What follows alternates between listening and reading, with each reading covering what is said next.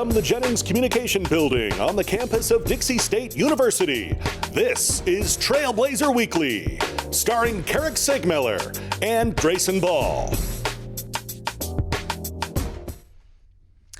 It is Wednesday, and you know what that means. It's time for Trailblazer Weekly, live from the CEC TV studios inside the Jennings Communication Building on the campus of Dixie State University. Another exciting edition of Trailblazer Weekly. Carrick Segmeller, Grayson Ball, your hosts with you on this wonderful Wednesday afternoon. Grayson, as you can see, I'm wearing a jacket in preparation for the cold front that is moving in. We're only going to hit high 50s, low 60s over the next few days throughout this weekend. So you got to get ready.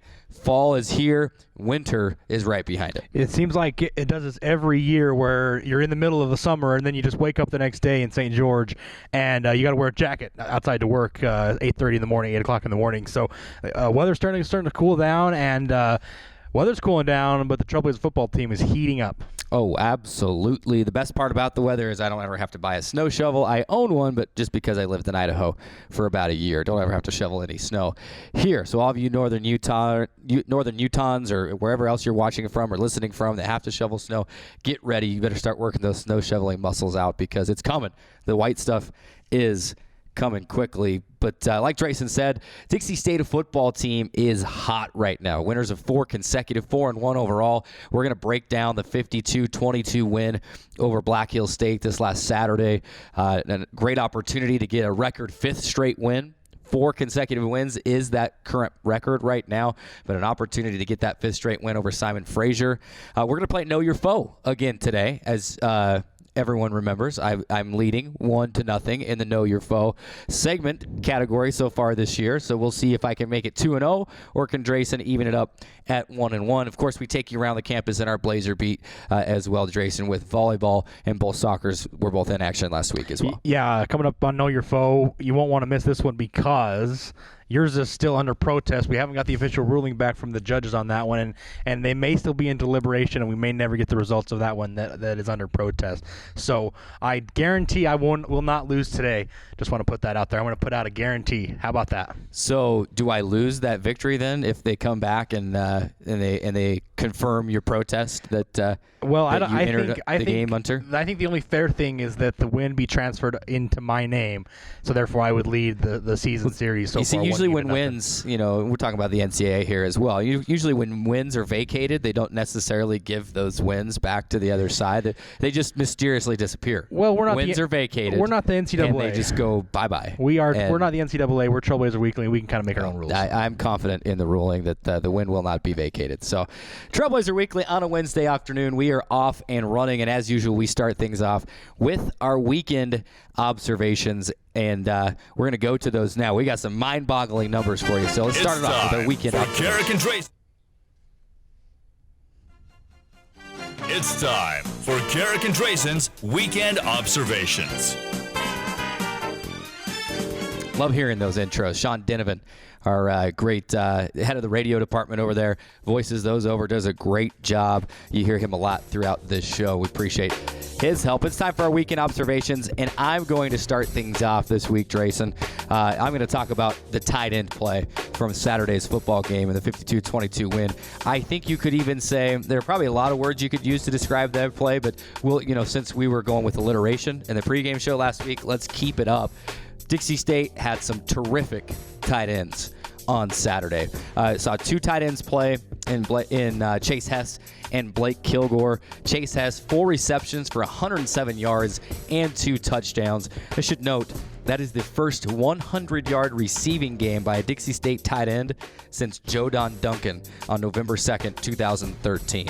That was the Dixie State player who went on to be an All-American that year, and he was, for you TV viewers, you can see this close to making the final cut on the Denver Broncos roster that year. He had been hurt the year before, and honestly, that's the only thing that I think that kept him off of that Denver Broncos squad, was the fact that they looked at him and said, oh, he might be injury prone, and so they cut him on the last round of cuts. Very well could still be playing on Sundays. He was that good. So you talk about a performance that is that good, and that was Chase Hess on Saturday. 4 catches, 107 yards, 2 touchdowns. We mentioned it during the broadcast. podcast a couple times, Drayson. It seemed like Dixie State must have seen something on film that their coaches knew that, hey, over the middle, tight ends, we can exploit that. We're going to have Cody Wilstead on the show next, so we can even ask him about that as well. But Blake Kilgore had a 27-yard touchdown catch in that game as well. It was his only catch, but with that, check this. This is the mind-blowing fact that I've told you that I was coming at you with before the show started. The first time in Dixie State Division II histories that 2 tight ends have a touchdown catch in the same game. I'll take it a step further. First time in Dixie State Division II history that 2 tight ends have a touchdown catch in the same season. Terrific tight ends. Yes, the same season. Wow. Terrific tight ends. That is my weekend observation. I mean, it's tough to argue with that, but my weekend observation is the guy throwing the ball to those tight ends. If the tight ends were terrific, then the quarterback that's getting them the ball has to be in consideration as well for our weekend observations. And it's Cody Wilstead. And if you're going with alliteration, I'm going to go with Killer Cody because he was absolutely tremendous on Saturday. I mean, here's the situation. He was not the starting quarterback coming into that game, but was forced into action after Keaton Mott got a little dinged up there. Came into the game with 10 minutes, 18 seconds left on the second quarter clock and did not look back. He was absolutely tremendous throughout the entire game. His first pass was that 27-yard pitch and catch over the middle to Blake Kilgore. That was just a wide open pass, and he put the ball right on the money. That was his first pass. He completed 7 out of his first 9 passes throughout the first half towards the end of that half as well. He was just absolutely tremendous. 18 of 23, 336 yards, 4 touchdowns, no picks. He also ran for 50 yards as well, and that 12-yard rushing touchdown that he got there late in that second quarter as well. I mean, he really came in, and it's tough for a quarterback knowing. I mean, I feel like he came into this game knowing he was going to get some playing time, but he might not have known that it would have come in that kind of situation with Keaton Mott getting injured, and especially Keaton Mott. Obviously, he was playing well in that first quarter as well. Maybe Cody might have thought he might not have got into that game with the way that Mott was playing at that time. But here's the thing: he made plays with his arms, he made plays with his legs, he was able to step up into the pocket effectively and scramble when he needed to, and just made throw after throw after throw. And he was really the main reason for me why he just stood out in that game overall, and just a tremendous performance overall, like Cody Wilstead. Will you read his line again, his final line? Read that again. Yeah, 18 of 23, 336 yards, 4 TDs, no picks, 50 yards on the ground on 5 attempts, and a touchdown rushing as well. So contributed 5 total touchdowns and over 380 all-purpose yards. How in the world was he not voted RMAC Player of the Week on Monday? I'll tell you why. Cameron Mayberry of Colorado School of Mines is an incredible running back. I mean, we've seen him put up he's put up 200 yards, 200-plus yards against Dixie State twice, and he does it routinely. He had 190-plus and 2 touchdowns. The thing that got him that Player of the Week this week was that he surpassed the 4,000-yard mark for his career. Only, I think, the second player in the RMAC to ever do so. But still, you compare those 2 lines, accounting for nearly 400 yards of total offense and 5 touchdowns. I mean, come on, right? And no interceptions. Am I right? As well. No turnovers as well. And no turnovers. So anyway, Cody, I would have voted for you. Won't be the first time, nor is it the last time we'll talk about player getting snubbed for weekly honors. Certainly. But I would have voted for you, Cody. Just know that. Trailblazers were huge, and we're going to segue into the last few minutes and just talk about that football win overall. 52-22. An offensive explosion, really, Drayson. You talk about 677 yards of total offense, 5 yards away from tying the single-game record. 204 of those yards were on the ground. Here's a couple other numbers for you. 9 of 13 on 3rd down, 2 of 2 on 4th down. We were waiting for this offensive explosion, and it happened. And why this is different than what we saw at New Mexico Highlands a couple of weeks ago was that it happened right from the start. It wasn't just second half, but it was first half, second half, complete game from the offense. Yeah, they controlled every facet of that game. It was controlled by Dixie State from start to finish. There was never a moment when you thought that Dixie State didn't have it, or that they were maybe a little bit sluggish, or there was ever a drive where you thought they didn't have a chance to score. In fact, they didn't turn the ball over, like I mentioned. No interceptions, no fumbles lost, and they only punted 1 time. So they only gave the ball back to Black Hills State one time on that punt, which is like the second drive of the game. Every other portion of that game, you had the feeling that the Trailblazers were going to march down the field and score either a touchdown or get into field goal range for a field goal, and they did just that all the way through. They controlled every facet of the game. They won the time of possession battle 31-29, which is not something they've done often this season. I think they've only won the time of possession battle one other time, and that was a couple weeks ago. But honestly, like I said, they controlled every facet of this game in a well-deserved victory. So they had the offensive explosion, and like we mentioned, it wasn't just the second half. It was the first half. They were off to a speedy start on Saturday. That was one of our keys to the game in that game. It was a 31-13 lead at halftime. Going into that game, Dixie State had been outscored 54-29 in the first half.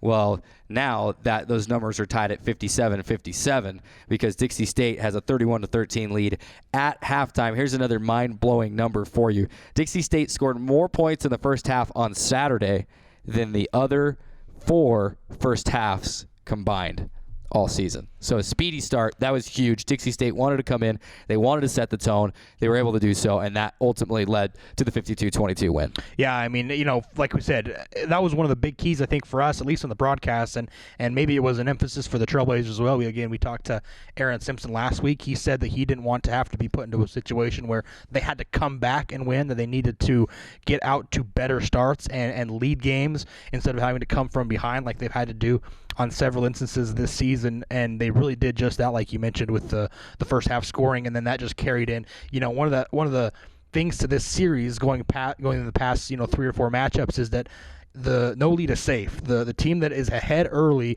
either gives up the lead or surrenders enough points to really make it interesting. We mentioned it a few times on the broadcast. The Trailblazers did not let that happen. They did not give Black Hills State any hope that they could come back into that game. And once they got ahead, they ran away and hid with it. And it was solid quarterback play. You mentioned it earlier, but let's just talk about it again. Combined 30 for 38. 473 yards and 5 touchdowns. That's the combined passing line. Keaton Mott started the game. He was 12 of 15, 137 yards and a score before he had to leave with an injury. But, football, there's always that possibility of an injury.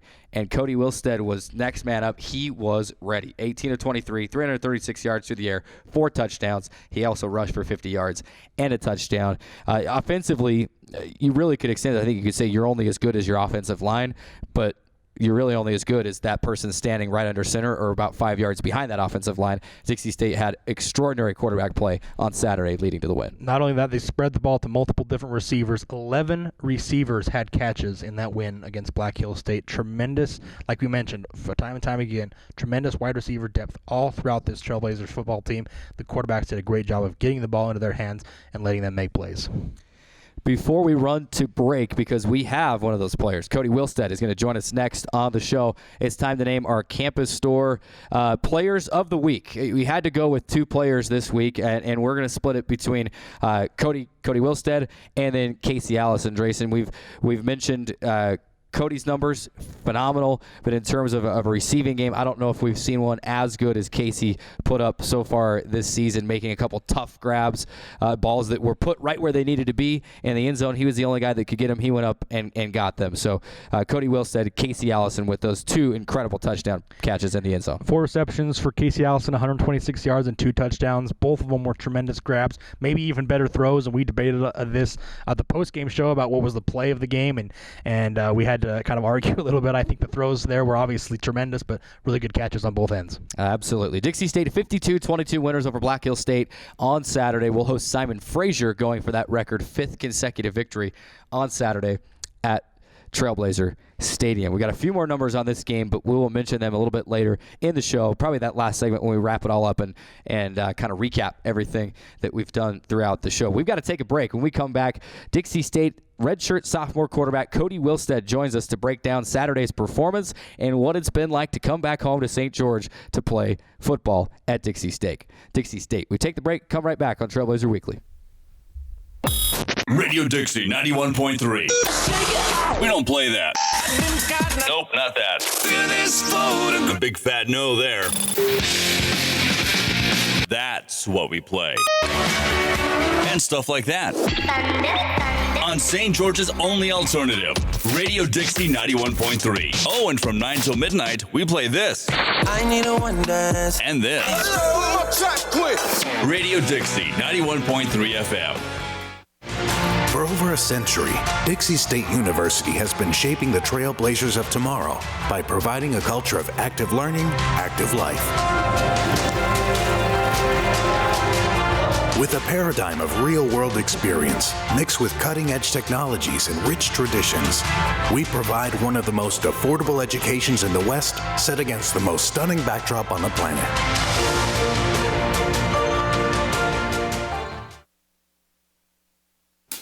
One in 3 adults has pre-diabetes. 1 in 3. That means it could be you, your favorite brother, your other brother, you, yes, your football buddy, your football buddy, you, the boss's boss. If 1 in 3 adults has pre-diabetes, that means it could be you, your barber, your barber's barber. Nice work. Thanks.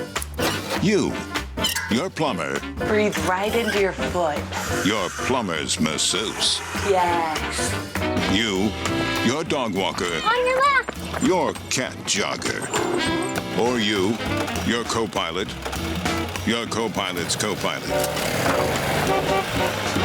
While 1 in 3 adults has prediabetes, with early diagnosis, prediabetes can be reversed. Take the risk test at doihaveprediabetes.org to know where you stand. Today's show is brought to you by the Dixie State Campus Store, the official source for DSU Trailblazer clothing, providing students with textbooks, as well as educational, office, and art supplies. Located on the 2nd floor of the Gardner Center, the Dixie State Campus Store, proud sponsor of Trailblazer Weekly. Welcome back inside the Jennings Communication Building on the campus of Dixie State University. It is Wednesday. That means it's Trailblazer Weekly time, and we are excited about this interview. Not that we aren't excited about all the interviews, but we've got Dixie State redshirt sophomore quarterback Cody Wilstead joining us inside the CEC TV studios. Cody, thanks so much for joining us, and huge performance on Saturday, so we'll just jump right into it. Obviously, Keaton got the start, but as a quarterback, you're ready to play and ready to go anytime. You showed that you were ready with your very first throw of the game was just a dime right across the middle to Blake Kilgore, and then it was up and up from there. Just break down that game on Saturday and what it was like kind of being thrown into the action and then coming in and playing so well.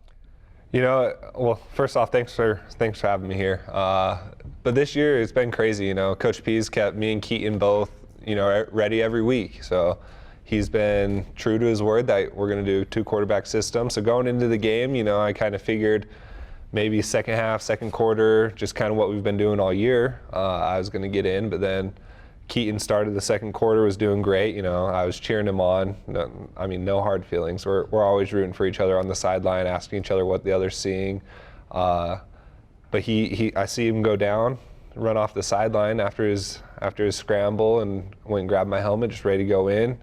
Coach P called a handoff to kind of get my feet under me, let me get used to the flow again. And then second play, he calls that shot, and Blake was wide open over the middle.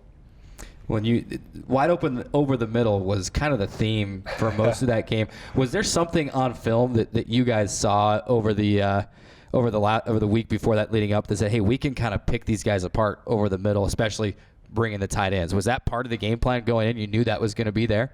Yeah, we kind of planned on them doing a lot of 2 high safety.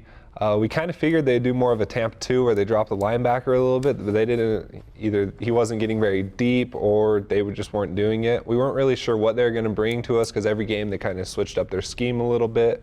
But we figured they'd stick with the 2 high, and then that would just leave the middle wide open. So. Let's talk about one of those passes. Obviously, you had 4 touchdown passes, but one in particular I think stood out for both Carrick and I. And if we can roll the tape on this as well, it's your second touchdown pass to Casey Allison. To set the scene, you step back in the pocket, you kind of have to step up, climb the pocket a little bit, and then scramble out to your left, throw the ball back across your body, and then, of course, find Allison there in the back of the end zone. Kind of just take us through that play a little bit. What was in your mind? What were you seeing? Was he your first read? How did that play develop? Give us your thoughts. Yeah, so Casey, he had a post route, as everyone could tell. but he's a pre-snap read. If the safeties are a little lower, then, take a shot. But on that play in particular, my read was left to right with my shallow coming under. I had to step up in the pocket. I started scrambling to my left. My shallow was in front of me, and I could have thrown it, but I was kind of seeing what the defense was doing there, flowing more that way. And so I looked up, and I saw Casey just one-on-one with this guy. I'm going to give my guy a chance if he's one-on-one. So. And the ball was put absolutely on the money, and I think that was one of the more common themes as well, that you were just incredibly accurate all throughout that game, and it seemed like there was rarely a time when there was a ball that was maybe thrown inaccurately, especially in that second half as well. Let's talk about your offense kind of getting off to a better start. Obviously, in the past couple of games, at least at times, the defense has kind of been really what's held you guys into games, while your offense has kind of started to figure things out. Is there something that's clicked maybe for your offense? How was it to get out to a better start offensively and not have to rely on your defense to kind of keep you in games until your offense got rolling? I think our confidence is building for sure. We're getting more comfortable with the plays, getting more comfortable with Coach Peterson and how he calls his plays. But honestly, I think it's just confidence. I think we're going out there, start of every drive, knowing we're going to go in and score, instead of just, hey, let's go get a good drive out here. No, we're going to go put this ball in the end zone, and we're going to be able to get down there, kick a field goal. We're going to score points this drive. And so I think that confidence is what really helped us this week. So hopefully we can keep that going forward. We're chatting with Dixie State redshirt sophomore quarterback Cody Wilstead. Had a phenomenal game, 18 of 23 for 336 yards, 4 passing touchdowns on Saturday, rushed for a touchdown as well. He did it all in that game. Cody, let's talk about kind of the first half of the season. Hard to believe that really, when you only play an 11-game season, is there a true halfway point? You never can say you're exactly halfway. You're either 5 games in or 6 games in, but you're 5 games in now and essentially at that halfway point. Hard to believe that. But the first thing when you look back through this first half of the season, and I think a lot of people naturally probably look, and you mentioned this a little bit, but they say, hey, there's that quarterback battle. You're fighting all through camp, all through the fall, and then you're still the 2-quarterback system. And I think a lot of people must think that must mean that you guys are just against each other in everything. But I'm in practice all the time. I see the games. You guys are high-fiving. You can tell really that you're fighting for the playing time, but pulling for each other, good friends out there. Is that how you guys see it, and really just trying to help each other be the best you can be? Yeah, for sure. Me and Keaton, we hang out outside of football. We joke around. Even Tanner, we hang out with Tanner too. And so the top 3, 1, 2, and 3 quarterbacks, we're all hanging out together. We're all joking around. We're playing Xbox together. We have a good time. And so, yeah, when he's out there, I'm cheering for him. When I'm out there, he's cheering for me. We make a mistake, we come off to the sideline. That's the first, either him or I, we're the first person to go meet with them, and be like, hey, no, you got this. This is what happened. Let's be better next time. Let's not give coach a reason to put the other person in, if that makes sense. It's because it's we don't want it to be, hey, I want you to do bad so I can go in. It's more I want you to do well, and so I can go in when we're up 30 points. And so it's more that kind of attitude instead of, no, I want you to suck. Well, it seems like that attitude is there throughout the whole team. Obviously, this is a team that anytime you have a new coaching staff come on, there's going to be some personnel changes.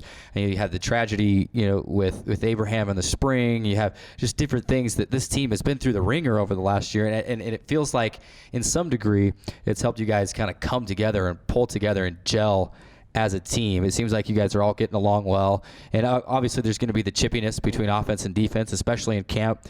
But just talk about how you guys have gelled as a team, a full team, and really working toward that goal of an RMAC championship and wanting to make the playoffs this last year at D2. Yeah. So if I'm being honest, the start of camp was rough. We had a lot of new guys coming in, but us returners from the spring, we went through that Abe incident, tragedy. We all went through it together. So we grew together with that, especially with his family coming and talking to us. We realized that this is a family, that this isn't just a football team. It's not just people that play together. We are a family. And so when fall camp first started, we had the new guys all coming in. We butted heads quite a bit, but I think the new guys have done a really good job at buying into the culture, the system, and recognizing that we are a family here. And so you're right, the chemistry between our team it's phenomenal. And part of that adversity, at the end of that adversity, you obviously start to gel as a team, which is what you've been doing over this 4-game win streak. Just talk a little bit about how you guys have kind of been able to gel both on the field and off the field. I mean, obviously we've seen your offense this last week really come alive. Just talk about how you've been able to gel both your teammates on and off the field.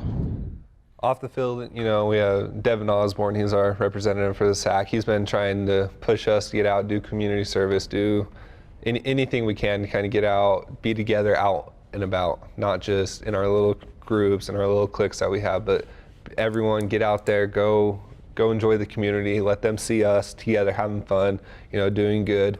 And then on the field, we're just pushing each other all the time.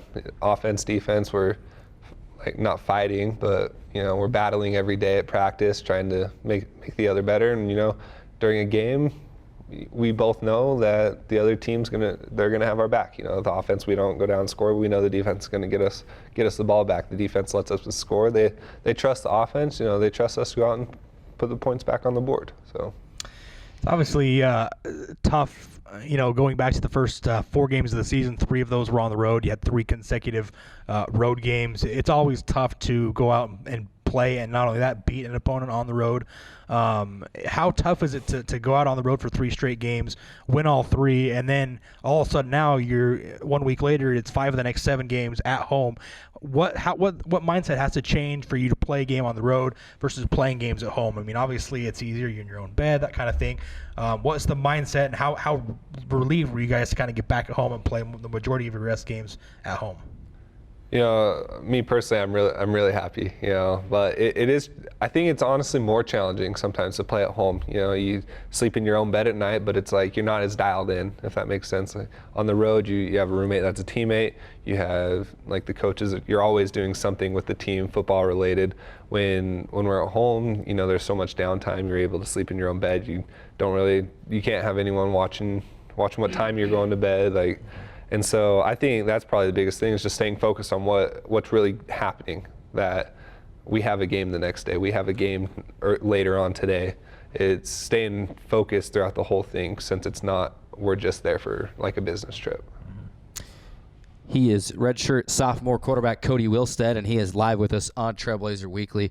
Cody, you have kind of another theme of coming home, not only the football team itself, but you started your football career, just up the road at BYU, and a year where a lot of us down here were going, come on, play him. Let him get in there. Where you should have some playing time here, especially with the way the quarterback situation was that year. And then you go and play a year at junior college, and now you're back here at Dixie State. Take us through that journey, coming back to Dixie State, back to St. George, that decision to come back and play in your hometown. What was ultimately, the thing that pushed you over the edge, wanting to come back and play here in your hometown?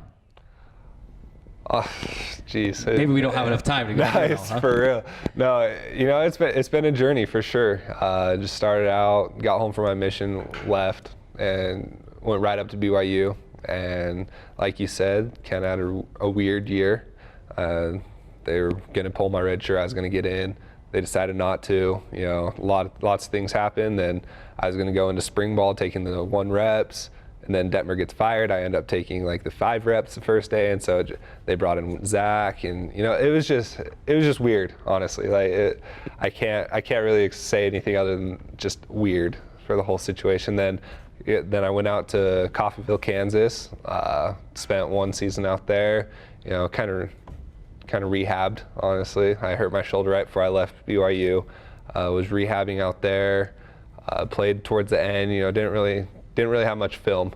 So when I heard that Coach Peterson got the job here, gave him a call immediately. I was like, hey, Coach, I want to play at Dixie. I know that you're going to be the coach there now. Congratulations, but I want to come be your guy. And he called me back. He was actually, he couldn't call me. Once he got here, I came in, I talked with him, and he was like, look, I have a spot for you. Said, you can come, you can work out, but he's like, you're going to have to earn it. I'm not just giving it to you. And so I came out, I performed in spring, did as much as I could do. And yeah, now Now I'm playing back in St. George, which is crazy to me. I never really thought that would happen, but I'm excited. It's been fun. Well, there's a lot of football memories here. Obviously, you lit it up just down the road at Pineview High School, both on the, really every sport you played, and it's been fun. That's kind of been the theme. The hometown heroes coming back to play here at Dixie State. It's been fun to see you make that transition. What are some of the biggest lessons you feel like you learned through that journey? Because it certainly was a journey. It was an adventure. It probably felt like a roller coaster at times. What are some of the biggest lessons that you learned throughout that journey? Probably the biggest thing is just about family. Whether it's my personal family, whether it's the team as a family. Like not all the times were great. Not all the times were fun. And so being able to lean on everyone, really, and learn that a team really is a family, and that you can just always count on people. Everyone has good interests in their heart, and especially on teams. And so that's probably the biggest thing for me, is that there's just so many people you can count on. Chatting live with redshirt sophomore quarterback Cody Wilstead here on Trailblazer Weekly as we wind down, just a couple minutes left. One thing we always like to ask different student athletes is about your favorite memory in the sport that you play.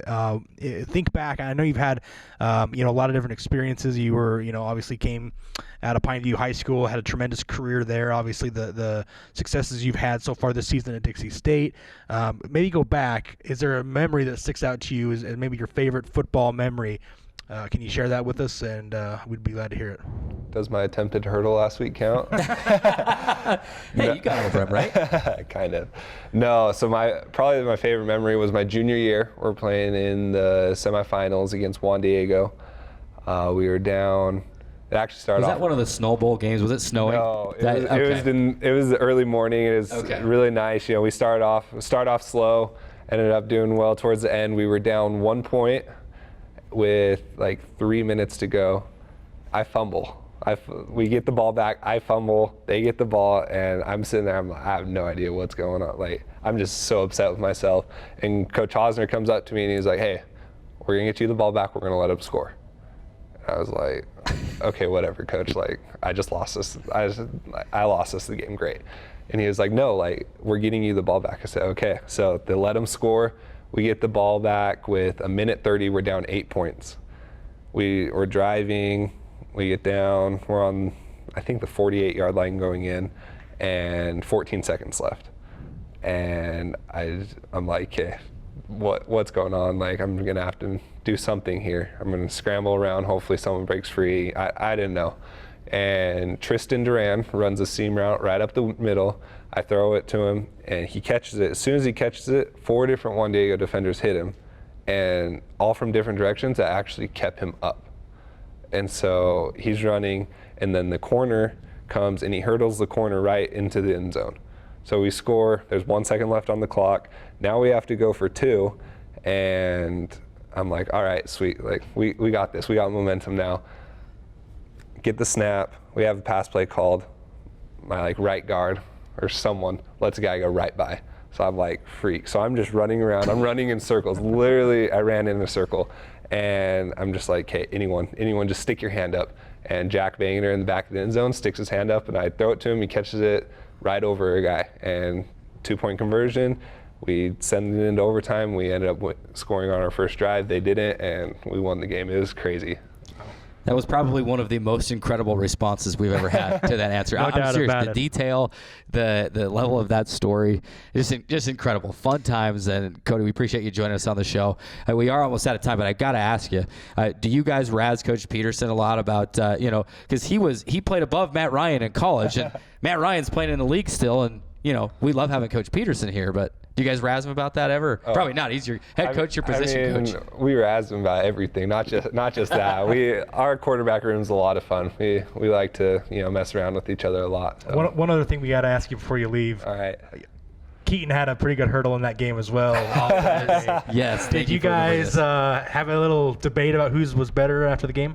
No, I think his was better, if I'm being honest. I mean, he cleared it. Does it count when you hurdle your own teammate, though? I don't know. Does it count as a real hurdle? Because that was it Rob? Was it Malcolm? So it was somebody. He had to hurdle his own guy. See, his guys were on the ground, so I don't know. My guy was at least standing up, but Fair enough. He is redshirt sophomore quarterback Cody Wilstead. Cody, we appreciate you taking your time and laughing with us and sharing this interview with you. We'd love to get to know you a little bit better. Wish you all the best this Saturday and throughout the rest of the season. Thank you.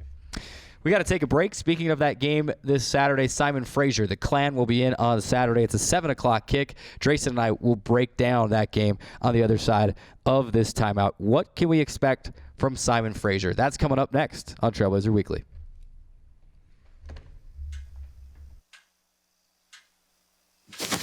Awkward. I'm the awkward silence. You try to avoid me, then there I am again. But an awkward silence can be a great thing. Like Kelly here is about to demonstrate. You haven't really been yourself lately. Are you okay? Find out how you can help a friend with their mental health at seizetheawkward.org. I take the road less traveled, run free, unwind, unravel someplace outside with lots to do. Green trees, red rocks, and don't forget that blue sky. The sunshine shining, sunshine pouring on me. Think I might just stay a while. Say hooray all day because the sun is gonna shine on me. Sun is gonna shine on me. Sun's gonna shine on me. Welcome back inside Trailblazer Weekly as we march on a Wednesday afternoon. Tremendous interview by Cody Wilstead. It was awesome. Absolutely fun to talk one to of the best. him, and yeah, that was really fun. Getting to know him a little bit better and getting a little bit inside look into his career thus far at Dixie State. But we march on Trailblazer Weekly as we transition into talking a little bit about the upcoming game this Saturday. The football team will take on Simon Fraser, and Cody Wilstead will certainly be a part of that game as we look into this one. Simon Fraser coming in, a former GNAC opponent for the Trailblazers in their brief stint in that conference, and obviously moving into the Rocky Mountain Athletic Conference. This is the first matchup we've seen since leaving that conference between Simon Fraser and Dixie State. We're excited for it. And, a good opportunity, like we've mentioned a few times before, for the Trailblazers to extend their winning streak, which currently sits at 4 games, up to 5 games. A team that's coming in currently winless right now, which you can look at both ways. You can look at A, they're struggling a little bit on the season, trying to figure out who they are, or B, that they're extremely hungry and desperate for a win and will do anything to try to get it done. Absolutely. This is a team that, none of this staff really, before this game prep week, and, they're not really familiar. If you'd gone back a few years, this would be the 11th all-time matchup between Simon Fraser and Dixie State. And like you mentioned, they haven't played since 2015. Trailblazers have won 6 out of those 10 matchups, including 3 of the last 4 against Simon Fraser. And I'll tell you, right off the bat, I had this in my notes for a little bit later in this segment, but I'm excited for this matchup, and I've been saying this a little bit too. But one of the things that I look at, and I know that Dixie State has a different coaching staff. Simon Fraser has a different coaching staff than they ever had throughout the 10-game series between the two schools. But I'll tell you, there were times, and a lot of Dixie State football fans and even coaches and probably some of those players, the GNAC was a tough conference. You had to play Azusa Pacific twice. You had to play Humboldt State twice, Central Washington twice, Western Oregon twice. And that would be the equivalent that if Dixie State had to play Colorado School of Mines twice and Pueblo twice and Mesa twice, quite frankly. And so this was a league that Simon Fraser and Dixie State, throughout those 10 matchups, they were two teams that were really clawing for any win that they could come up with in those times. And it was back and forth conference, back and forth series. Simon Fraser won the first 3. Dixie State responded with the next 3. And then it's been kind of back and forth since then. What I'm excited to see is to see the growth, because there has obviously been a ton of growth in this Dixie State football team since they were members of the GNAC. Just head and shoulders above where they were, 5 years ago in the GNAC. And for me, this is a measuring stick. They played Central Washington a couple of times, and one of those games a couple of years ago was really competitive. But for me, you come out, you measure up against the Simon Fraser team that you were taking shots and haymakers at, not literally, but really, that was the team that you saw Simon Fraser on the schedule, and you thought, okay, we have a great chance to win this game, and they thought the same thing. So I'm excited to see how Dixie State does on Saturday and see that, some measurable growth from 2015 to 2019 and see where this Dixie State football program is versus the last time these two teams met up. Yeah, and I think this game is setting up to be really important for the Trailblazers. Obviously, this is one maybe that they've had scheduled on their calendars for a while now, facing a former GNAC opponent. But really, it's kind of the last game, if you will, before you kind of get into the meat of this schedule. The last half of the schedule was what we talked about, that this is really where the Trailblazers are going to make hay. We thought that they had a pretty good chance to get off to a really good start. They've obviously done that with a 4-1 start to this season.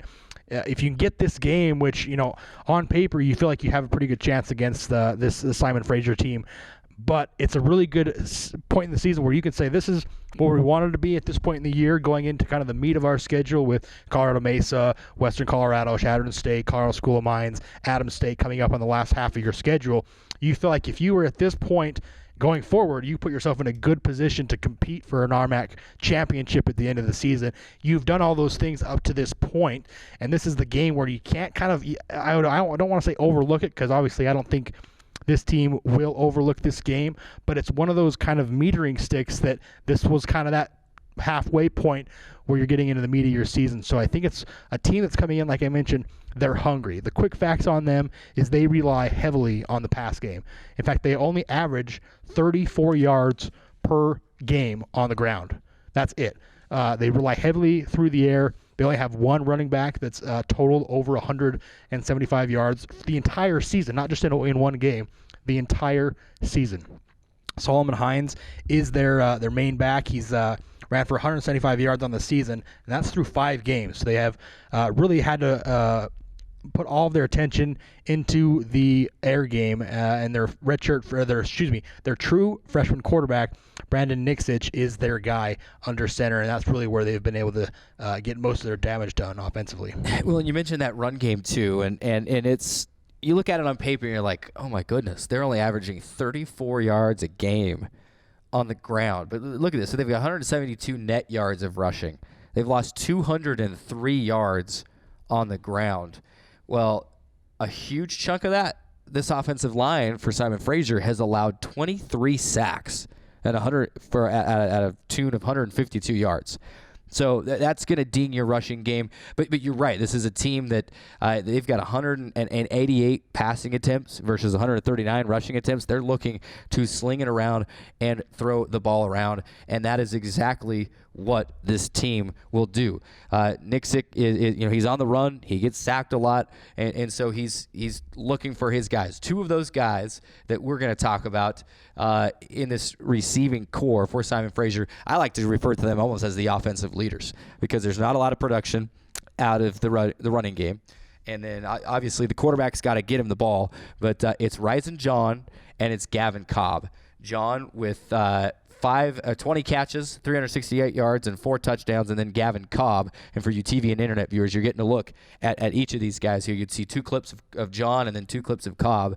Cobb with 18 catches and 254 yards.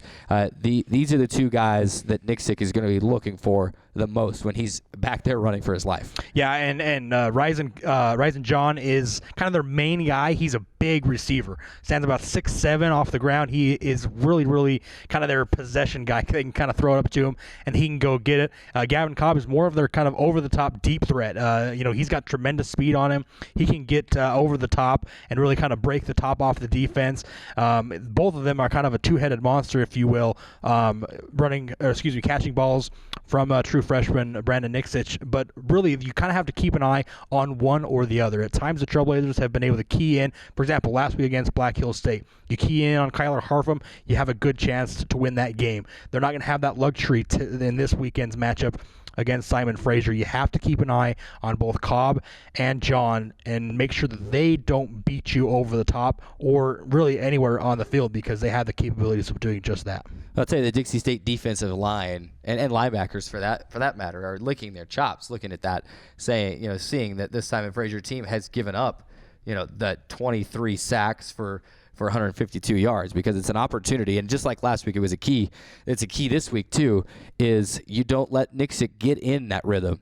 You're chasing him all over the backfield. You do not let him have time to set up. And it's a game where you had 7 sacks a couple of weeks ago against South Dakota Mines, I believe it was. And you have an opportunity to maybe end up right around that same number. So the defensive line and the defense is excited for this game, as well as is the offense, looking at trying to put up some big numbers. The thing that you got to be careful of, and you give this Dixie State team credit, and they're well coached, and you really don't think that this would be a possibility, but you going in. Simon Frazier's 0-5. They're a good football team. They're losing games by an average of 41.2 points per game. Now, 2 of those losses was a Portland State, the Division I team, and then Angelo State, South Central Division II team. That's very good year in and year out. Those Texas teams, incredible at football. So you can kind of throw those big numbers out, but they're still losing games by almost 30 points a game. As a player on this Dixie State team, it's your job, and here we are, saying these numbers. Don't listen to us, players. As a player, it's your job, and you've been trained, and you've played football at this point in your life, but you don't look at the numbers. You look at the coach's scouting report, and you treat this game like anyone else, because it could set up to be your classic trap game. Dixie State's got to be focused, can't let up.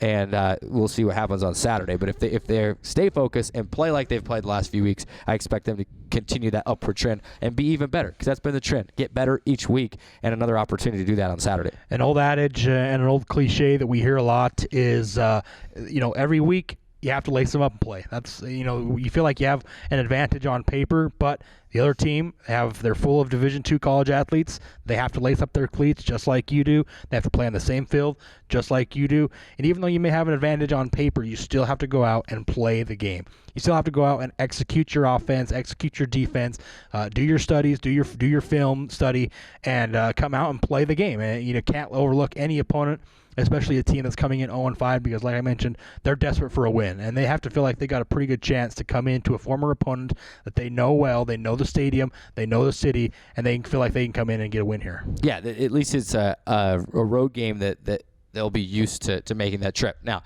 has any member of this current staff made the trip down here? I don't know. Players, not likely. And I've gone through and I looked at all of the seniors on Dixie State's squad, and I could only find one that was a part of the last game. Didn't play in the last game. DeJuan Dantzler redshirted in 2015. So he was at least, quote-unquote, part of this Dixie State football program when those two played. I didn't look that deep at Simon Frazier's, but really one of the very few that are still around that game, but they know they can come down. It's a familiar place. They've played here before. Stadium's a little bit different than it was, too. They're going to come down. If any of them are coming back, they're going to go, whoa. Where am I? Because it's grown by about 5,000 seats. But let's look at the Simon Frazier team, Drayson. Defensively, we talked about what they're doing offensively. The team giving up about 526 yards of total offense per game, 251 yards of those through the air, 276 yards on the ground. It'll be an opportunity for Dixie State to get this the run game going. And if you look at individually at their defensive leaders, they've got a couple of guys with a bunch of tackles, namely Griffin Barrett. He's got 57 tackles, 3 tackles for loss. He is their defensive leader at this point in the season. Yeah, and we can even break it down a little bit further. Obviously their defense has given up a lot of points, to be frank. I mean, their defense is averaging 50 points per game allowed to their opponents, and their offense is not doing all that much better. Just 9 points per game scored this offense. In fact, let's go ahead and make these stats our Rock Canyon Bank by the numbers. Simon Frazier only averaging 9 points per game offensively, 282 yards of total offense. Between that, like we mentioned, the 253 yards through the air and 34 yards on the ground. That's the big stat for me. It's just 34 yards on the ground. Third down percentage was really a big key, stood out for me. 20% on third downs, which is not where you want to be. You obviously want to be much, much higher than that. And the most notable stat in our Rock Canyon Bank by the numbers feature, the turnover margin. Simon Frazier has thrown 8 interceptions, and they've lost 3 fumbles. That means they are -7 in the turnover margin. The Trailblazers right now currently sit at +1 in the turnover margin. That's where they have a big advantage. They have to take advantage of those turnovers. One of the things I wrote down in my notes, don't give this team extra opportunities. Take the football away and don't give it back. Whether that be turnovers or punts, take advantage of their turnover margin, take the ball away, and don't give it back. Well, it's interesting that you said that. One thing that I wanted to get to in the first segment, and I know we're almost out of time here, I think they're going to be buzzing me back from the control room saying, oh no, Carrick's one last thing again. He always does this every segment. But one thing I didn't get to in that first segment was we were talking about how well Dixie State played and how well they did on Saturday. There was one thing that I was going to say wasn't necessarily a critique, wasn't saying, hey, we've got to, you've got to improve on this or you're going to start losing games. But Dixie State had 15 penalties against Black Hill State for 129 yards. They're averaging almost 8 penalties per game and just short of 75 yards of penalty yardage per game. Now, of those 15 penalties that Dixie State committed on Saturday, 10 were momentum swinging penalties, as I would call them, meaning you gave the opposition a first down. You took away a first down from your own team. You kept the opposition's drive alive. You eliminated a big play on your team.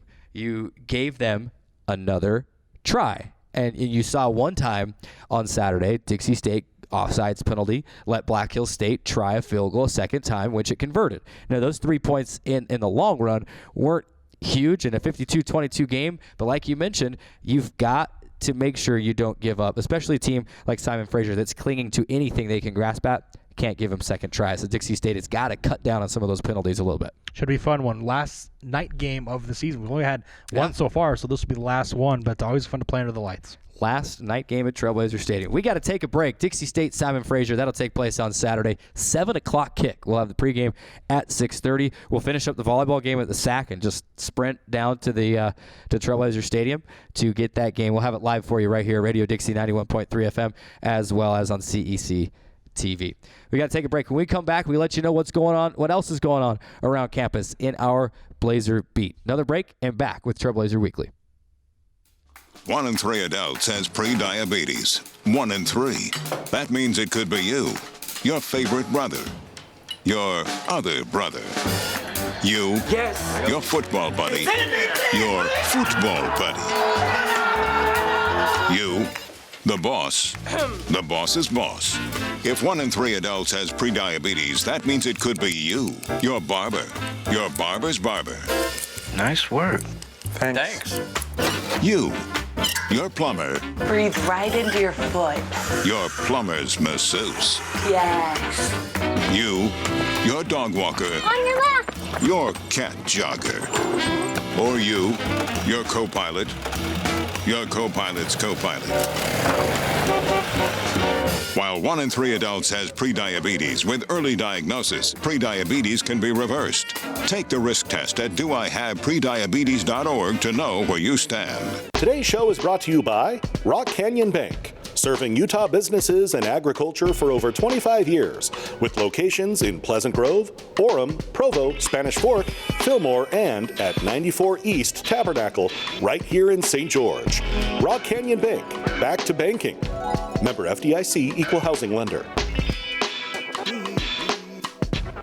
Welcome back inside Trailblazer Weekly. We want to thank all of our sponsors. This segment sponsored by Rock Canyon Bank, as we just saw. And they had our Rock Canyon Bank by the numbers in the last segment. With this segment, Drayson and I dive into the Blazer Beat. We let you know what's going on around campus. And not as many games this week, Drayson. Last week, it was like, man, every fall team played. It was one of those super busy weeks. Not as many. You had football, you had both soccers, and you had volleyball. And that was really the gist of our Blazer Beat this week. So let's start it off. We've talked a lot about football, but we're going to bring it right back. Tell us about football. Yeah, I mean, obviously, we've talked about it a lot, but, it was really just a very impressive win for me against Black Hill State this last Saturday. Especially facing some adversity with your quarterback being injured in that second quarter, having to replace your quarterback. I know these quarterbacks are kind of 1A, 1B, and pick who may have the advantage on any given week. But anytime you have an injury that obviously it interrupts kind of the natural flow of things. Even if Cody Wilstead knew at some point he might get into that game, he didn't know that it would be on that next play when Keaton Mott got injured. So really tremendous, credit to Cody Wilstead for staying ready and being ready to come into that game. And like you said, he got one play to hand the ball off to his back, kind of get into rhythm, and then the next play was a pass play over the middle, which he connected and scored a touchdown on that play. So really just a good job by him of staying alert and staying ready to come into that football game. The Trailblazers, like I mentioned in the first segment, they controlled this game from the starting whistle until the final buzzer on that fourth quarter clock sounded. There was never a moment where you thought this game might have gotten out of hand or that Black Hills State had any sort of momentum. Even after they went down on that first drive, Black Hills State went down, got a field goal on that first drive. I think for Dixie State, you were happy to only allow a field goal because they did drive the ball and move the ball. They ran the ball really well on that drive. On that first possession, but even you thought, oh, they only gave up a field goal. That's probably a good sign for this defense going forward. And then the Trailblazers responded immediately with a field goal and then went on that nice run and eventually won the game 55-22. And really a great sign from your offense, where historically over this season the defense has really been kind of the cog that's carried this team to the 3 wins that it had coming into the weekend. The offense is what kind of took over this week to get that 4th win and 4 consecutive victories on the season. Yeah, love seeing Dixie State come alive in the first half. Scored, we said it earlier, we'll say it again, scored more points in this first half against Black Hills State than the other 4 first halves the Trailblazers have played this season combined. So speedy start, great win by the Trailblazers. They'll try to make it a record 5 straight on Saturday. Going to be a good game. Looking forward to it against Simon Fraser. Let's move on, Carrick, to men's soccer. What do they do this weekend? So men's soccer goes on the road, and we talked about this last week, that you're playing 2 teams in the top 3 in the RMAC. That's tough to do anywhere, let alone on the road. You go to Colorado Mesa Friday night, a team that was number 2 going into that game. They're still number 2 in the RMAC right now. And you want to talk about a gut-wrenching loss and just a punch in the gut. This was one, if you've ever had one. They fall 1-0. The Dixie State had more shots on goal in the game, 9-7. And then they had more shots in the second half, a 12-9 advantage in the second half. And when you're trailing by a goal, the go-ahead goal wasn't scored until the 80th minute. So Dixie State dominated the second half, and then you give up a goal in the 80th minute, you go down 1-0, and then you go down and you respond, and you have chance after chance after chance. The Trailblazers had 2 chances at a penalty kick. They had a penalty to try to equalize, took the first one. It was ruled that the keeper, the CMU keeper, came off the line before the ball was kicked, so they got another chance at it, and they took that second chance. It was saved as well. Colorado Mesa's goalkeeper, phenomenal. Saved that, and then had a couple other saves down the stretch, even after that penalty kick, to keep Dixie State out of the back of the net. On a night like that, everything goes against you. You just know, hey, it's not your night. It's a tough, gut-wrenching loss, and the question is, how do you respond to that? Well, Dixie State came out, and they won 4-1 at Fort Lewis on Sunday over the number 3 team in the Rocky Mountain Athletic Conference. Even though they were outshot 21-14 in that game, they made those shots count. Zach Nielsen, the Dixie State goalkeeper, was phenomenal. 10 saves in that match, and you win it 4-1. 4 different goal scorers, and now you get ready for a big week in which you take on South Dakota Mines at home and then Colorado School of Mines at home. South Dakota Mines down at the bottom of the RMAC table, but Colorado Mines at the top of the table, number 1 in the RMAC, nationally ranked. This team has momentum, and we've been saying it for the last few weeks. They're on the rise. I'm fully expecting some good and some big results from men's soccer this weekend. Yeah, it looked good at times. Hopefully they can do whatever they need to do to get over the hump and continue on to make this into a successful season. Staying on the soccer pitch, Drayson, what happened in women's soccer? Yeah, I might describe this one as maybe a little bit of a tougher weekend. It's hard to say that when you come away and you only lose 1 game out of the 2, but you did end up with a 0-0 tie against MSU Denver on Friday, so you do get half a point, but certainly a game you wish you might could have back and see if you could win that one if you have the opportunity. And then a 2-1 loss, kind of a really heartbreaking loss, and it's tough to say that against an opponent in UCCS, Colorado Springs, that was ranked number 1 overall in the country.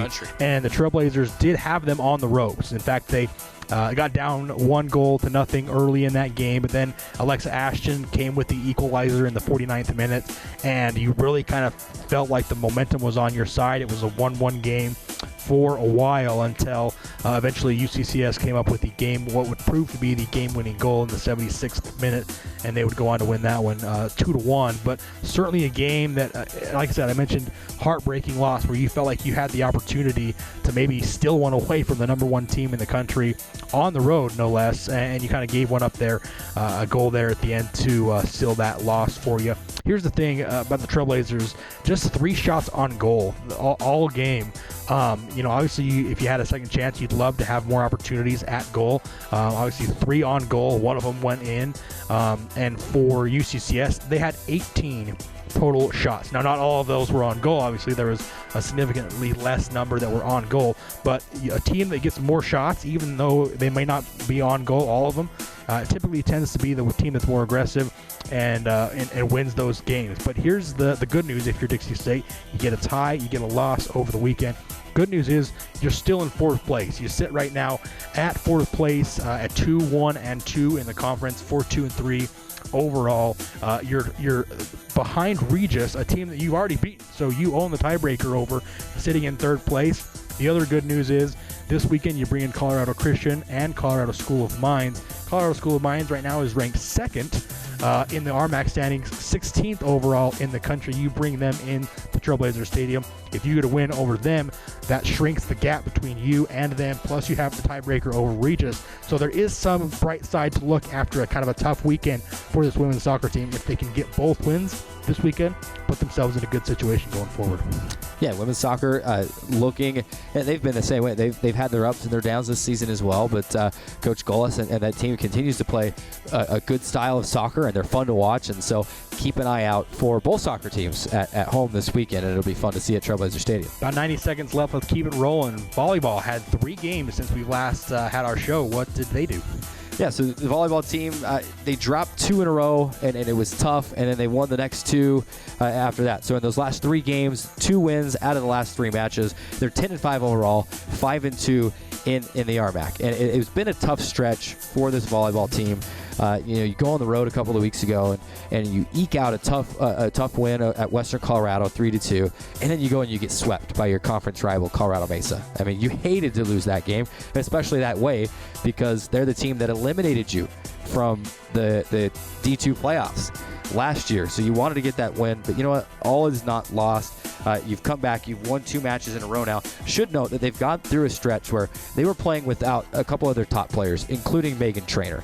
And you saw, early in the season with Toa Faleo out, not able to play the first weekend. It changes the rotations. It changes where people are used to being. Megan Trainor gets back in and plays 2 sets last night. She had 9 kills in the 3-0 win over Westminster. So I think that's the word you could use right now. You're trying to adapt. You're trying to evolve. You're trying to figure things out without some of your better players out there. Now they're back out there. Trainor, Faleo, Gamble all played last night. A 3-0 sweep over your in-state rival over Westminster. And how about Lauren Gamble, RMAC Defensive Player of the Week, 16 blocks total last weekend to go with 13 kills total. So they're 10-5 overall. They're 5-2 in the RMAC, and they've got 2 more home matches this weekend, including Colorado School of Mines. So an opportunity to make a statement and to say, we lost a couple of games, but watch out. We're still vying for the conference. A lot of season left to go. They're definitely not out of it. If they make some hay and win a lot of games and hopefully have some few things ahead of them go their way, it's a long season. They still got a good chance. Absolutely. That is your Blazer Beat going around campus. Before we end the segment, we got to go to our Honolulu Grill highlights of the week. We're going to be highlighting some men's soccer. And then, Drayson, there was 2 plays from football that we just couldn't decide on, so we had to keep them both in there. Let's go to that. Our Honolulu Grill highlights of the week. We start on the soccer pitch. Men's soccer, that 4-1 win at Fort Lewis. They had a 2-1 lead at this point, but you see Zach Nilsson, the keeper, put it back into play. And then it bounced off a defender's head. Tony Folger's there. First shot off the keeper, stays with it, puts it in the back of the net. Never say never, never give up. They won that game 4-1. And then, of course, we roll over to football, and this was early in that first quarter. Keaton Mott finds Chase Hess over the middle, and he just does not go down. 32 yards all the way into the end zone, a big run and a big tone setter in that game. And then, of course, the play we saw here as Cody Wilstead rolls to his left, throws back across his body to his right, finds Casey Allison diving in the back of the end zone to find this one and bring in the touchdown pass, his second of the game both of those catches were unbelievable from Coach Casey Allison. That one, I think, was not only good on the catch, but very good on the pass as well. That is our Honolulu Grill highlights of the week, and we had some healthy debate on the broadcast and even here. You know what was better, the throw or the catch? And I'm not sure if you can make that decision because it was a tough throw from Cody, great catch from Casey Allison. Those are your Honolulu Grill highlights of the week. We got to take a break. We need a lot of time for this next segment because I have a 1-0 lead in Know Your Foe so far in this new season of Trailblazer Weekly, but I'm putting that 1-0 record on the line. Round 2 of Know Your Foe is coming at you on Trailblazer Weekly. Stay with us. You don't want to miss it. Where do you find the titans of classical music in St. George?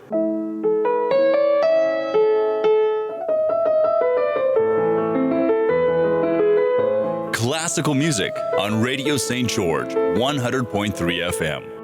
Where do you find the legends of jazz?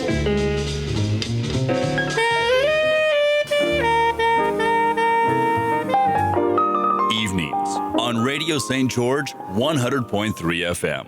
When I was your age, I was just like you, fascinated by stars.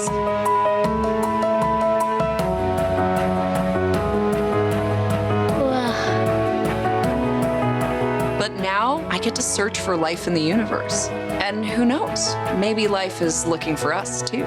So we're like aliens to them? Yeah. Does anyone want to be a scientist now? I do. Awesome. We need more girls in STEM. Maybe we can find aliens. Action!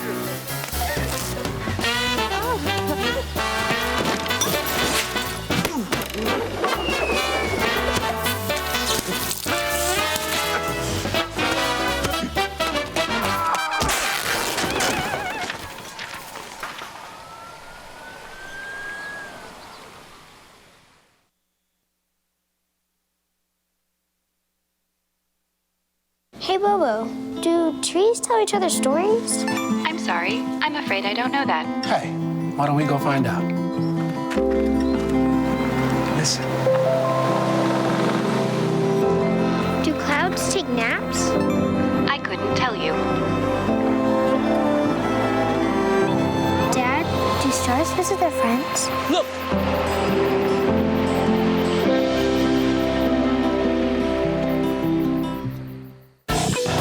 Welcome back inside Trailblazer Weekly as we march on Wednesday afternoon live in the Jennings Communication Building on the CEC TV as well as Dixie State Athletics YouTube page and on Radio Dixie 91.3 FM as we begin our Know Your Foe segment. Carrick has boasted that he is one victory on the season and to my nothing, and we put that to the line right now. Just as a reminder, it is Know Your Foe of Simon Fraser, a team that we should know fairly well, a former GNAC opponent up in British Columbia, Vancouver. So basically the rules are we get a couple of questions here. Jeremy Joseph is joining us to ask us these questions. It's open note. We have notes that we've studied beforehand on a few different links that were provided to us by Jeremy. We can use our notes. We cannot use our devices, our laptops in front of us to look up stuff. We have to use only the things we've written down and prepared. So Jeremy, it should let you know this too. Jeremy is one of our great student assistants inside Dixie State Athletics right now, doing some good work for us, helping us out with the social media aspect of Trailblazer Weekly and helping us out in the sports information department down in athletics as well. And he's got some good stuff for us. So let's rock and roll. How many questions total do you have there, Jeremy? Yes. You've got seven. Okay. 7 questions. 1 point per correct answer. So we can both get a point on the same question. However, with an odd number of questions, we should hopefully end up with a clear-cut winner by the end of it. Hopefully, and if not, we'll just flip a coin. If not, I will get 5 points on the last question and hit a grand slam and win. Fair enough. Let's roll with it. Jeremy, let's go. Question 1. Number 1. Hey. Out of Simon Fraser's first 5 games, which score has been the closest? Out of Simon Fraser's first 5 games. Do you want the score, or do you want the opponent to which it was closest? The opponent. You want the opponent. So we'll go with the opponent. You want the opponent. Okay. What has been the closest game for Simon Fraser? Now, do we get a bonus point if we get the score right? No bonus points. Okay. No bonus points today. All right. So this is the opponent of which the closest game they've played so far this season. What's taking so long? What are you writing over there? A lot of stuff to write. A novel? A lot of stuff to write. All right. All right, Drayson, why don't you reveal your answer first?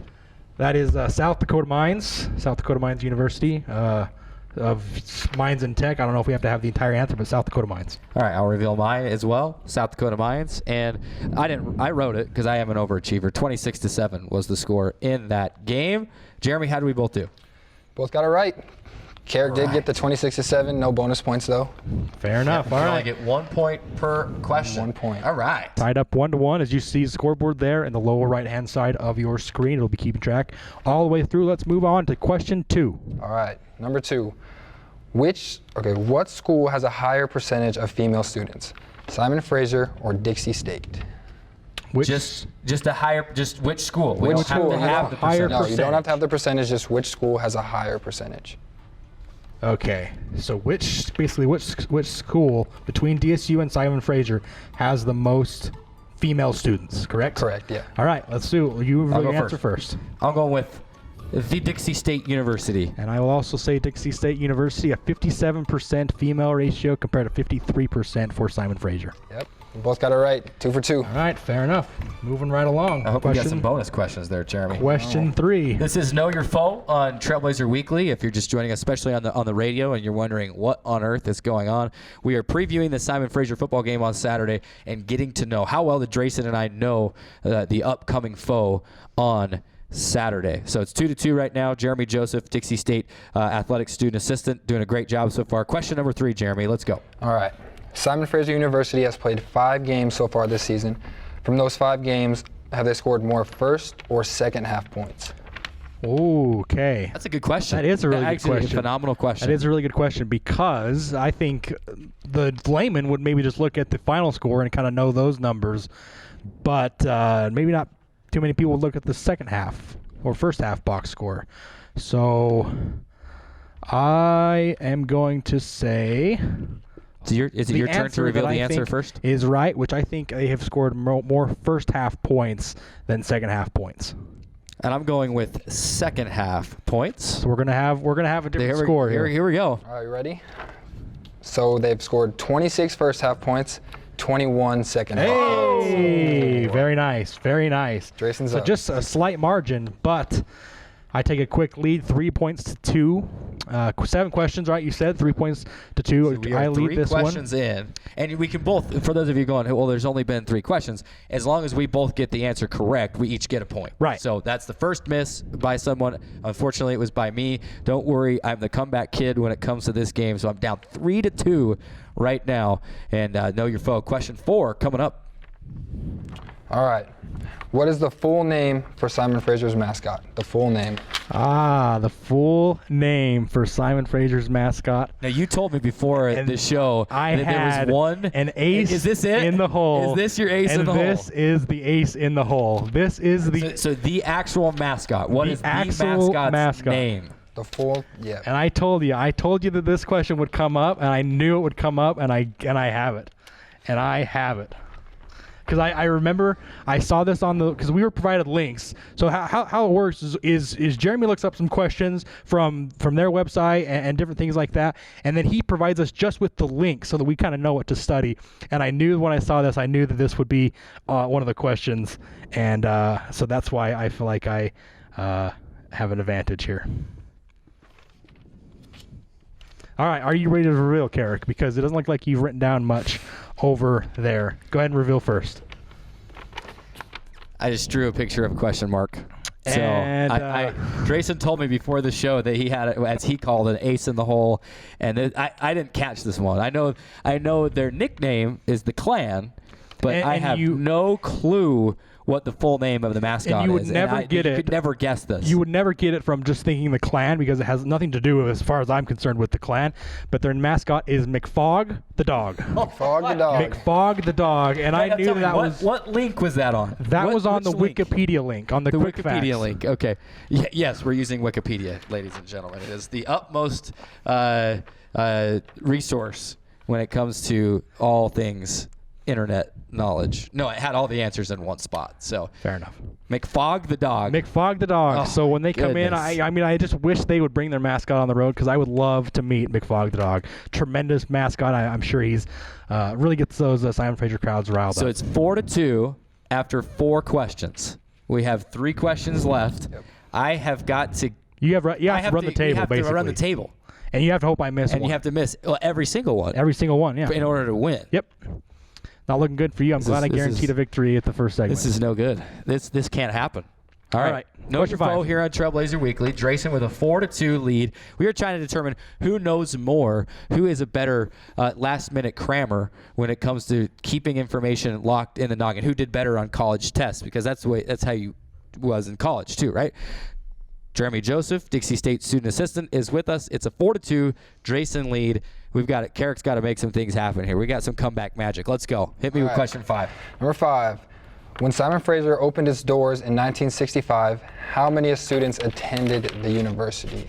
In 1965. 1965. So the first year. Drayson's got a smile on his face over there. I've told you, man. I came into this one and I have so many things written down, and I felt very confident coming into this one after the.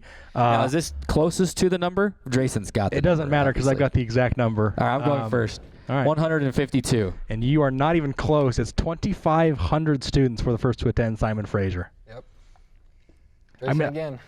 This is surprising because, you were provided the same links. This one was kind of an obvious one. You just had to read just a little bit. So I'm kind of a little surprised that you missed Which one was that from?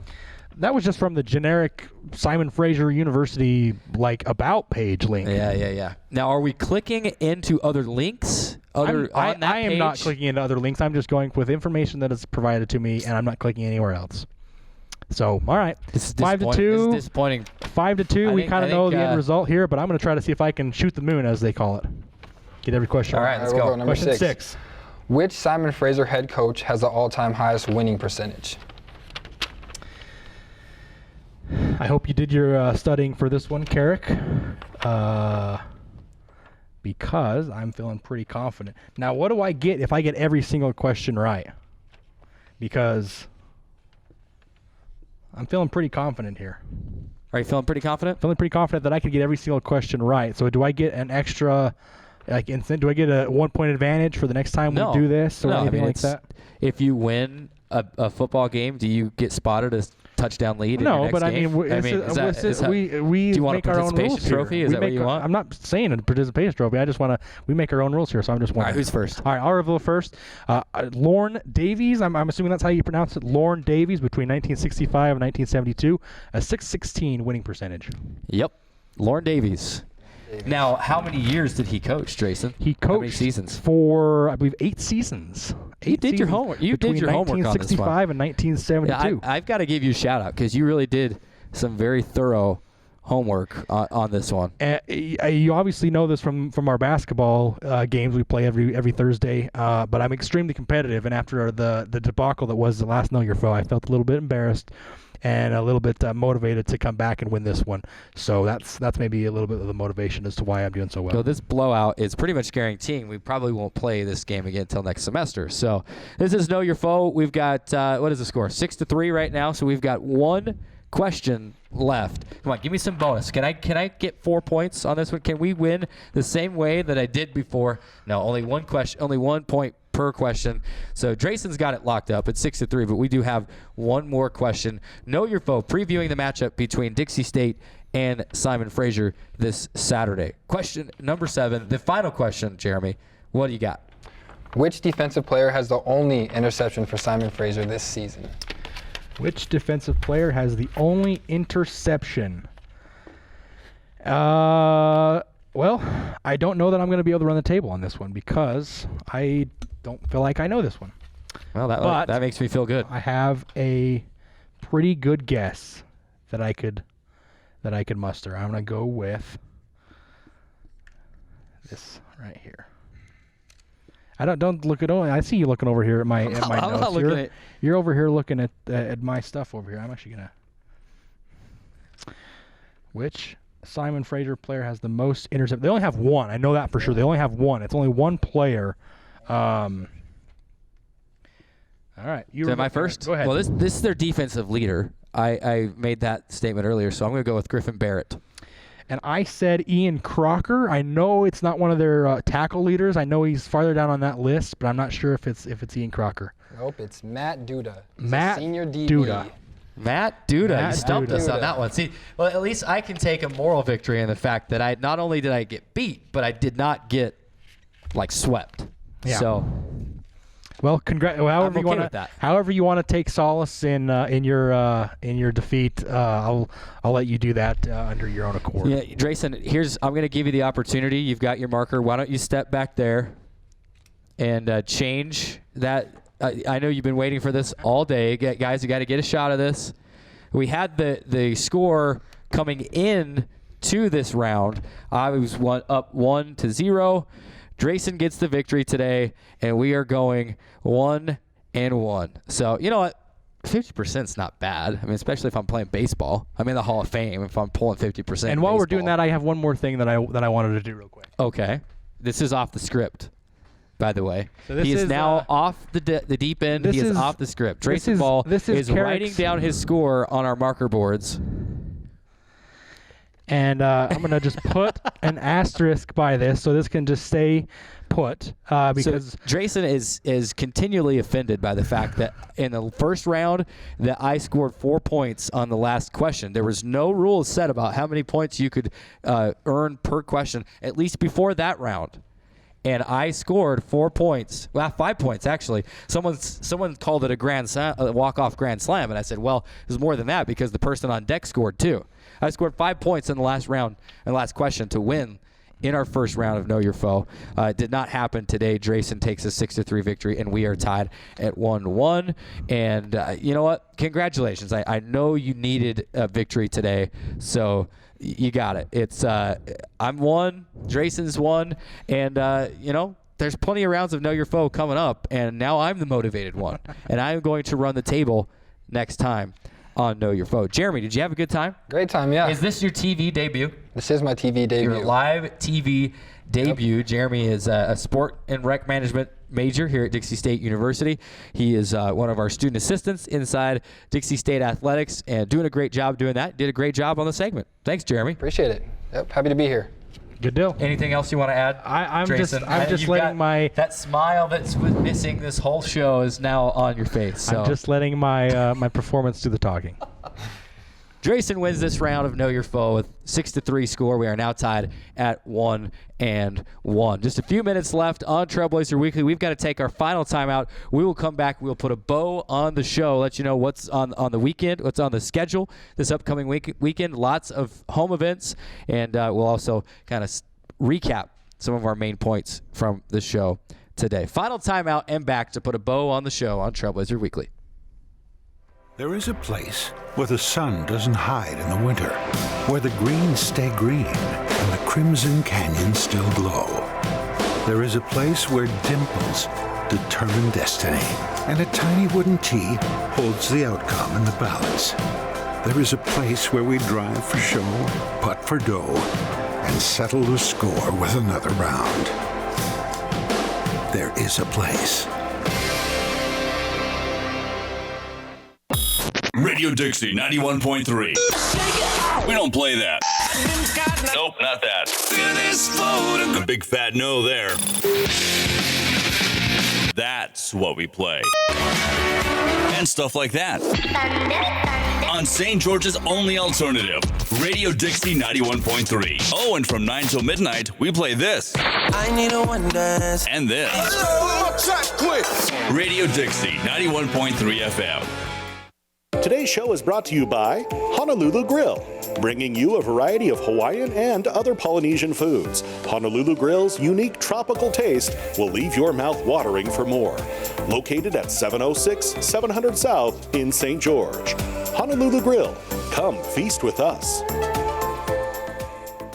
It is Trailblazer Weekly. We are live on CEC TV. That's TDS Cable Channel 108, Radio Dixie 91.3 FM, and on the Dixie State Athletics YouTube page, as well as on the Trailblazer Weekly Facebook page. We're live in a lot of places, so if you're not listening or watching, it's your own fault, because we promote the show pretty darn well, and there's no reason, if you're a Dixie State fan, you shouldn't know when and where and how you can access our show. You can also watch any show and any interview on demand at the Dixie State Athletics YouTube page. That is youtube.com/Dixie State Athletics. Before I forget, because usually Jason's having to make a signal at me at the last 30 seconds of the show and say, hey, thank our sponsors. We want to thank all of our sponsors, Rock Canyon Bank, the Dixie State Campus Store, and Honolulu Grill. We appreciate all that they do for the show and helping make this show possible and doing some things with the show this year that we haven't been able to do before and that we weren't able to do last year. Good show today. Jason still got that glow about him. He wins Know Your Foe. We are tied 1-1 now, but a lot of stuff upcoming this weekend, Jason. You've got volleyball's back at home, both soccer teams back at home, and then football is at home, and then cross country is running just up the road as close as they're going to get to home up in Cedar City. So if you're a fan of Dixie State Athletics, you want to watch some live action this weekend in person, this is your weekend. Yeah, it's really contrast from last week when we just had football, and I mean just about everything you name it is going to be either here in St. George or close enough that you could reasonably go watch in the cross country. So it's going to be fun, and it's going to be a fun weekend of sports all around, and I'm looking forward to getting it going. So it all starts Wednesday with 2 soccer matches. The women will host Colorado School of Mines, and men's soccer will host South Dakota Mines, and then there's a volleyball match that night as well against Colorado Springs. I should mention women's swimming. I almost forgot that. Women's swimming, not at home, but they are on the road heading down to the Pepperdine Malibu Invitational in Malibu, California. So good to see them. They were picked to finish, was it second, I think, in the RMAC poll, the coaches poll in women's swimming, so good for them. They'll continue that into Saturday. Then volleyball will host Colorado School of Mines on Saturday.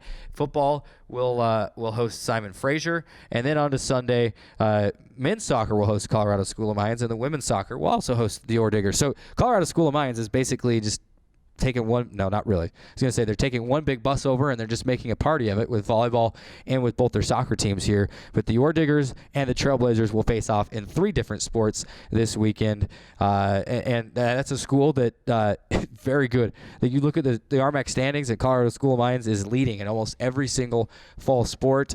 Very good competitive school, which should lead to some competitive events this weekend. Yeah, it's going to be fun. And, anytime you have a team like that you can kind of meter yourself against, and obviously it's a good rivalry. It's a good team to play because they always put a good product out onto the field or the court or whatever it may be. It's always fun to play those guys and kind of see where you're at. It's also a good opportunity to maybe make some ground up in the standings if you're a few games back. So really looking forward to playing them. Every time we play them, obviously, it's always going to be a good time. Of course, through the shows, we got about 3 minutes left here on the show. Throughout the show today, we talked about Dixie State football team and a 52-22 win over Black Hills State. Drayson, you and I were on the call of that game. The things that really stuck out for us in that game was the offensive explosion, 677 yards of offense for the Trailblazers, and then 31 first-half points.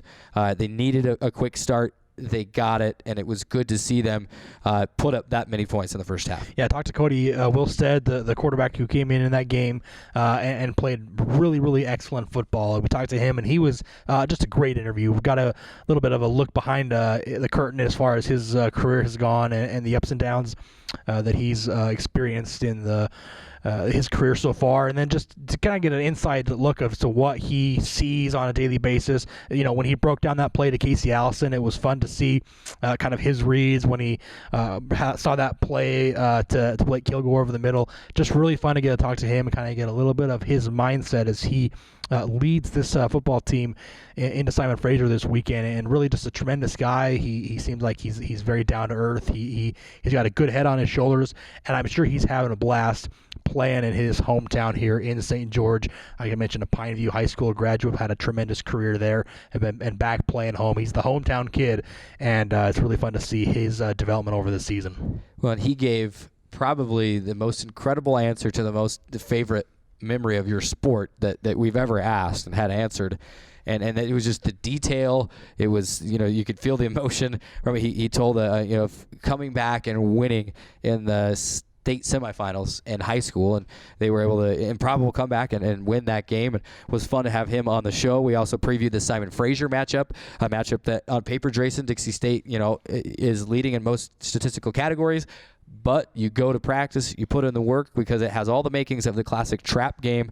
So if you're Dixie State, can't overlook Simon Fraser. You got to go out and get the job done on Saturday. Yeah, like you mentioned, it's like we talked about earlier in the show. This is kind of your tipping point. This is the middle of the season where, when you looked at the season at the beginning of the year, you said these first 5-6 games up to this point, as against Simon Fraser, you have a good opportunity to have a winning record, be 5-1, maybe 4-2 at the worst case scenario. But you had an opportunity to have a very good record and start to the season that would set you up for the last half of the season, kind of the meat of your schedule, where you're playing the Colorado School of Mines, the Colorado Mesas, the Western Colorados, the Shattering States, those teams that are perennially good in this conference, that you would set yourself up to be in a good position to at least compete for an RMAC championship. They've done that. That is this point, but you can't let it slip away by overlooking a team who is going to be desperate and hungry for their first win of the season in Simon Fraser. I'm looking forward to it as the Trailblazers go into this matchup. It is going to happen Saturday night at 7 p.m. Last night game at Trailblazer Stadium. This season, 7 o'clock kickoff, 6:30 pregame right here on these very channels. And then if you go back to that close-up of Drayson on the TV side, you can see 1-1. That was our last segment. Drayson won, Know Your Foe. Congratulations. We want to thank our radio producer back in the Radio Dixie 91.3 FM studio, as well as our entire CEC TV crew. That'll do it for us today. He's Drayson Ball. I'm Carrick Segmiller. Thanks for watching. We'll catch you next week. Go Trailblazers.